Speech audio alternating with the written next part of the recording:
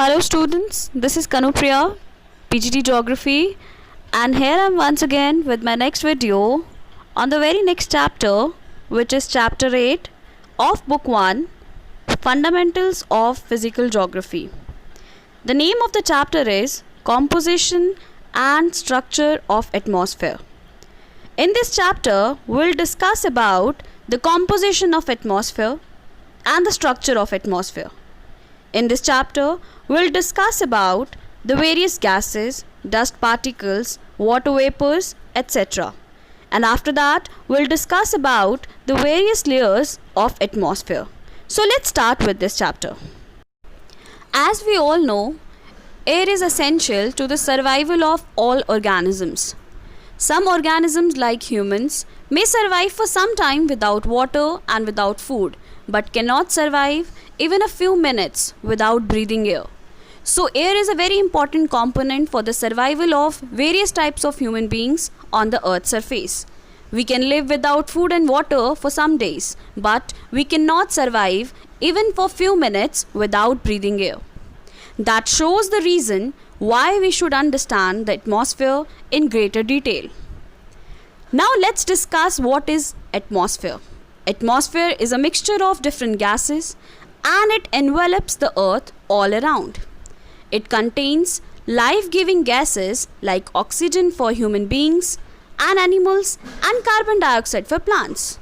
As we all know, there are a number of gases which are present in the atmosphere. We have nitrogen, oxygen, carbon dioxide, argon, helium, ozone, etc. And amongst all these gases, oxygen is a life-giving gas to human beings and animals, while carbon dioxide is very important for the plant survival. It is important for the respiration process of plants. Air is an integral part of Earth's mass, and 99% of the total mass of the atmosphere is confined to the height of 32 kilometers from the Earth's surface. So the maximum amount of gases, the thick envelope of gases, is present up to the height of 32 kilometers. That is, 99% of the total mass of the atmosphere is confined up to the height of 32 kilometers. Air is a component which is colorless and odorless, and it can be felt only when it blows as wind. So this is the introduction related to atmosphere.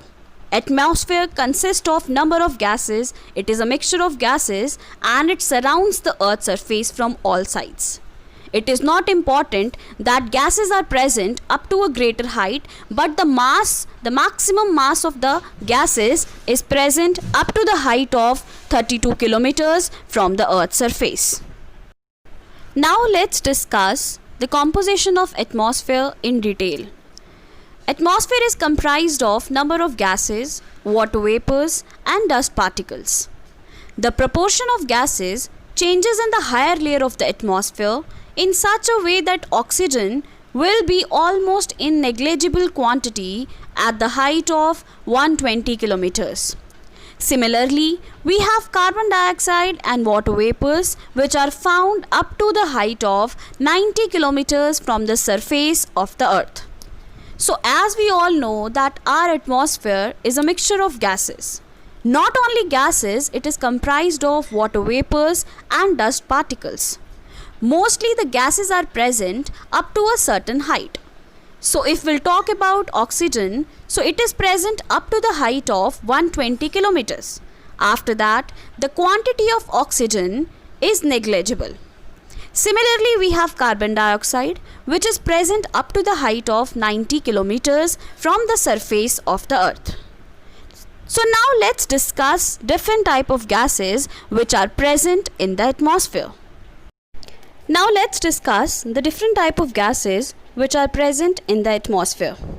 First one is carbon dioxide, which is meteorologically a very important gas as it is transparent to the incoming solar radiations but opaque to the outgoing terrestrial radiations.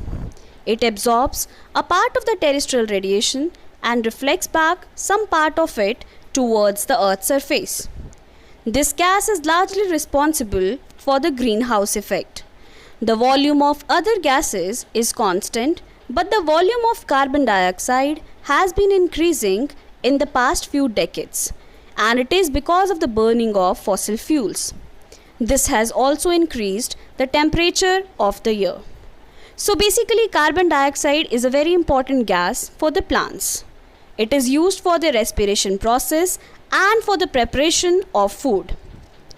Moreover, carbon dioxide acts as transparent to the incoming solar radiations, but it acts opaque to the outgoing terrestrial radiations. It absorbs a part of the terrestrial radiations and reflects back some part of it towards the Earth's surface.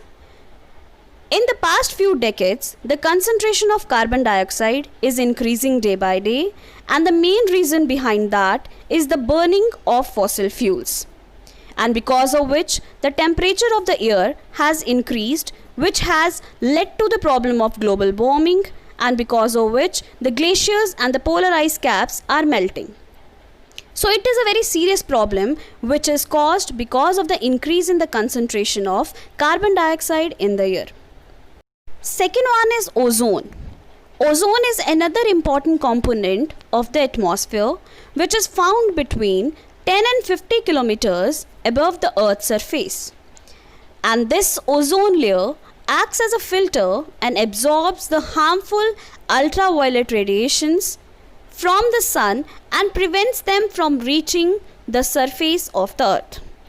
So in the composition of atmosphere, we have a very important gas which is ozone, and a layer is present in the stratosphere up to the height of 10 to 50 kilometers.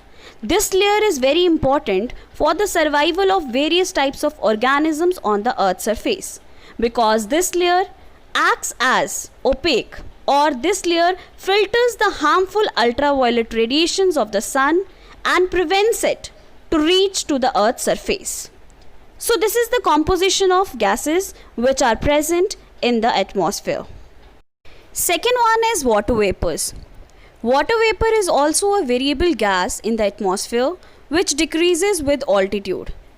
In the warm and wet tropics, it may account for 4% of the air by volume, while in the dry and cold areas of desert and polar regions, it may be less than 1% of the air. Water vapors also decreases from the equator towards the poles.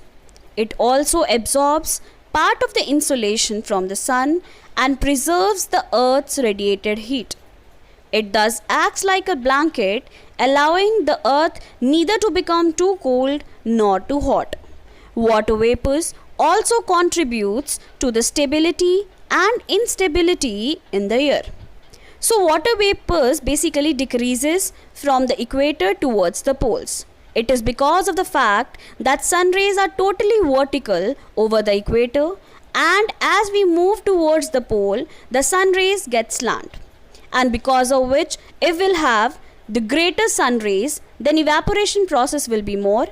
And if the insolation will be less or sun rays will be less, then the evaporation process will be less. So the equatorial region and the tropical region will be having higher evaporation, and because of which the water vapors will be more. And if we'll move towards the polar areas, evaporation will be low down, and because of which the water vapors are very less towards the poles.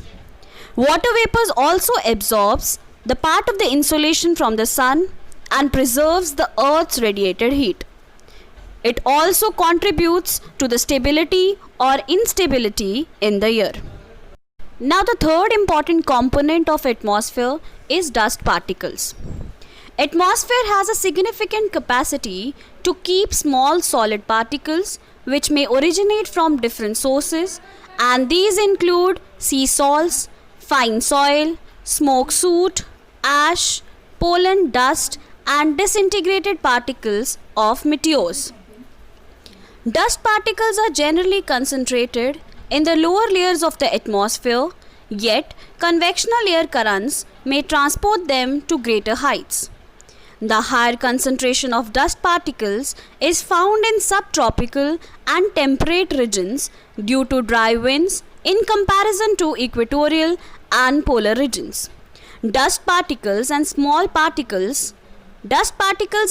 particles act as hygroscopic nuclei around which water vapor condenses to produce clouds.